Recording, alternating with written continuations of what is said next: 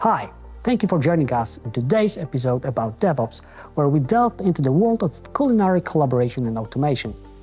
And this is our last episode for this year. We are grateful to our loyal fans for joining us on this incredible journey to the first Cloud Kitchen video series. Together, we have explored the crucial steps in setting the right goals and KPIs for a successful cloud migration journey. We have crafted the perfect recipe for building the best cloud team to execute all your cloud projects. Not forgetting about providing the recipe for how to make the most of your cloud investment, save your organization money, and meet cloud cost management challenges. We have navigated the intricacies of cloud migration strategy and planning, ensuring a smooth transition. We have laid the foundations of cloud governance and landing zones, establishing the structure for success.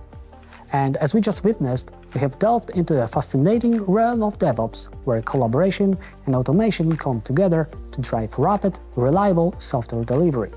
So, stay tuned as we plan to explore new horizons in the ever-evolving world of cloud technology.